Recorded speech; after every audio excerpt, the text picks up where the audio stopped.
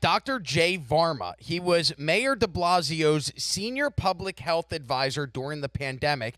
He was caught on film by Steven Crowder and a team with Crowder, where he admits that he went and did Molly. This is during the height of COVID, August of 2020. This guy went, as he's telling and advising de Blasio to lock down New York City.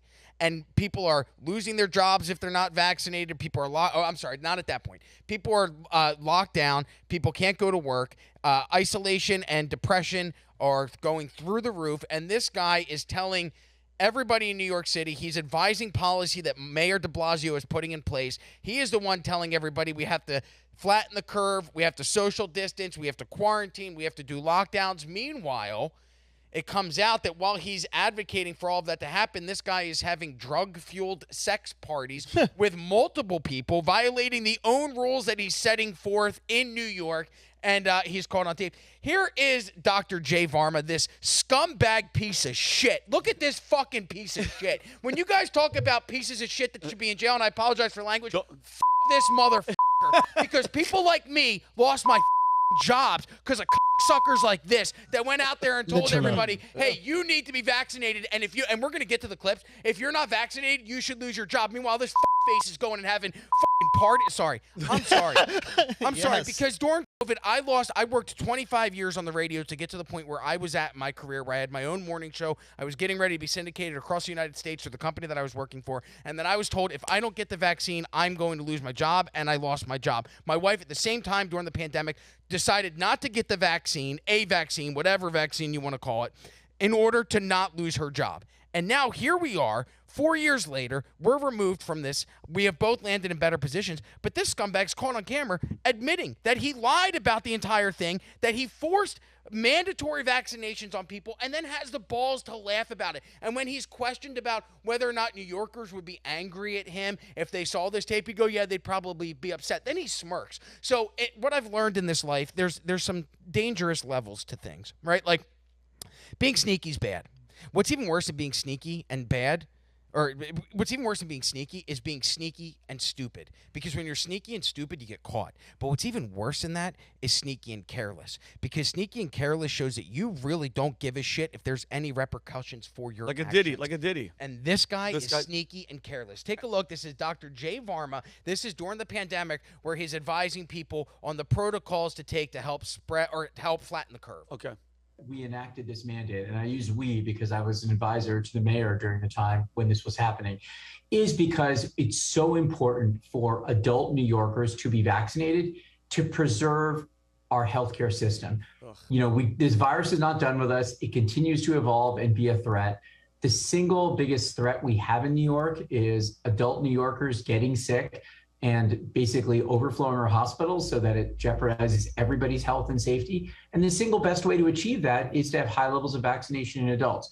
So this private sector mandate did that. Now, the problem is, as soon as you start to make exemptions for one favored group versus another, and if those exemptions aren't based on the justification, which is that all adult New Yorkers need to be vaccinated, the courts can throw it out. They can say it's what's called arbitrary and capricious, and therefore, you know, you're picking and choosing winners. That's one concern. And the second concern is kind of the social or the moral concern, which is, you know, what type of message does it send to New Yorkers if, you know, rich people, powerful people, connected people basically get to make their own rules? You know, the principle of responding to an epidemic is the same thing as fighting a war.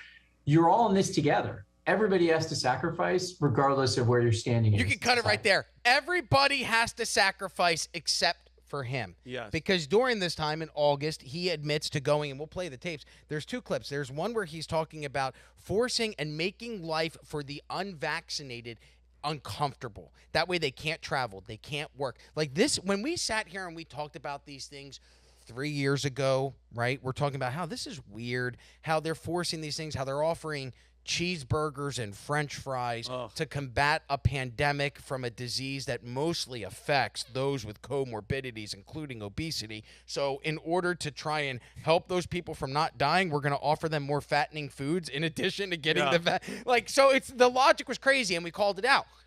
This guy comes out this year, and all of this tape that Steven Crowder captures shows that They were doing this on purpose. So when we're sitting here and saying, hey, this is by design, hey, they're trying to make the lives of people who aren't going through with this medical procedure more difficult, we were right, and he admits it. Here's some of the clips. This is what Steven Crowder and his team uncovered in recorded conversations, and I'm going to give you this guy's explanation for the conversations after these tapes. It'll blow your minds. Go ahead. Actually was the one who convinced the mayor to make it a mandate. Like, New York City found out that you were having sex parties during COVID? Yeah, it would have been a big deal. Yeah, it would have been real bad. We went to some, like, underground, like, dance party, like, underneath a bank in Wall Street. And we were all rolling, we were all taking Molly, and everybody's high. And I was so happy, because I hadn't done that in, like, a year and a half, like, a year or whatever. And but I was looking around being like, I wonder if anybody sees it. Because this was not COVID friendly. The only way I could do this job for the city was if I had some way to blow off steam every now and then. I'm kind of sneaky about it because hotels didn't want people gathering there. Because I was like running the entire COVID response for the city. My wife and I like had one with our friends, like in August of like that first summer. So we rented a hotel. It was fun. We all like took like Molly, and it was like 8 or 9 of us, and 8 to 10 of us in a room, and everybody had a blast because everybody was like so pent up because it had been like everybody was just like stuck together and stuff like that. Yeah. And sometimes it isn't so much about like imagery and sex. Some it's just something about like bodies being close to each other, right? Just being like naked with friends. Was that like when everyone was locked down? But it was like the summer of 2020. Still like walk around the streets and eat outdoors. Did you have like any mandates in place? There wasn't any restrictions on gathering, like you could actually gather people. The hotels didn't want us to have parties, but they weren't gonna like. Yeah. It's so funny. It's like because I did all this like deviant like sexual stuff while I was like like on TV and all this stuff. Yeah. And people are like, aren't you afraid? Aren't you embarrassed? And I was like, no, actually, I'm like really like I love being my authentic self. So the way we do it in public health is we make it very uncomfortable to be unvaccinated. I don't expect the education to change your behavior. I'm just gonna make it really hard for you to do your job. You can't get a job. You can't go to a restaurant. Your kid can't go to school. It's like, okay, I'm just gonna get vaccinated. So was it technically like kind of forcing people? Yeah, that's what you force people by making it really uncomfortable. Dude doesn't even give a shit. Oh my God! I mean, Bob doesn't know he's being recorded, but that's the real him, and that's the evil that you were talking about earlier, and that's manifested in that disgusting doctor. Mind you, guys, that is a doctor, a professional that can care less if you got that thing in you and you died because he was out there banging with his wife with 9 to 10 people because you want bodies next to you. Yeah, not for nothing, but imagine you go to like some big elitist secret underground New York sex party and you turned around, it's like it's the friggin' Pajit from the news who's there like, oh yeah, you want to get it on with me and my wife. It's like, no, disgusting. thank you. They're all I don't want you giving me a jab of any kind. You know what, Rob? You talked about being an atheist or being agnostic and walking towards something bigger, evil and good. And this is a prime example because I won't get into medical misinformation. Just I'm attacking the policy and the people. Okay, that's those motherfuckers. They killed my grandfather. Okay, that's how mad I am. But when you know that God or a higher power is watching you at all times, not the media is watching you, not the city of New York is watching you, you act accordingly. You know, you act accordingly. Yeah. Like I know I'm being a piece of shit in my own house or inside my car or anywhere else because I know he's omnipresent and whatever I do, it follows a code every single time. And I have to live with myself, and I have to live with a higher being. But when the state got separated from religion, when we separated state and church, we created the societies that they have no moral backbone. So these things happen. These people are generated. Like I just wish his kids watch this afterwards. They have to. See. They have to. But if they're old enough. But I'm telling you, like once you separate the two things, and you don't have a strong moral code, pieces of shit like this guy will start popping up. And I apologize if we can edit some of the language that I put out. I plan on running for Congress one day, and I definitely don't want me yelling that guy's a sea sucker to be in there. That being said, to your point, it's not just your grandfather who and I'm sorry for your loss. Anybody who's lost someone during the pandemic or in the years because after. of the policies. what really bothers me is about the mental health effects that this had on people. This is a CDC report from June of 2020 found that 40% of adults in the United States reported struggling with mental health or substance use during the pandemic, specifically related to isolation efforts. So imagine the amount of people that were trying to, like people that are in recovery and trying not to drink, and then you're locked in your home and you're kept away from people. You can't go to AA meetings. You can't go to church. You can't be around your people because you're being told by public health officials that you need to spread out, social distance, isolate, quarantine, lock down to help the public. And you do that, and then this guy's out throwing raves. The other thing I want to give you is just his explanation. We'll close with this. This is his explanation. Dr. J. Varma released the following statement after these videos came out just yesterday.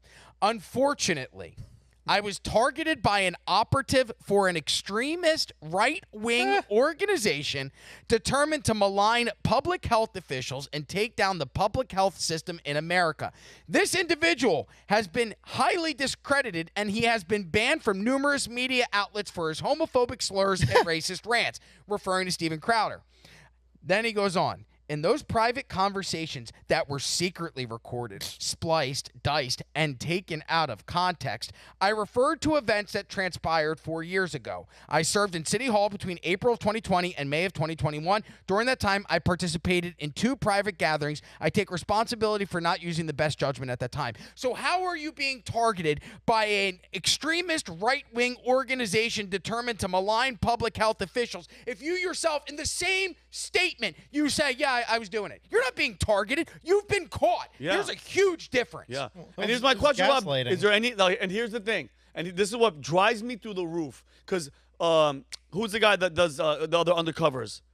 James O'Keefe. James O'Keefe, who's a really, I can't believe my brain just had a fart, and you already know all the work that he's done going back to freaking Acorn with Andrew Breitbart. Amazing guy, great dancer. That guy, that's real reporting. What they just did, what James O'Keefe does, is actual reporting. I've seen so many videos of these people admitting it, and nothing happens.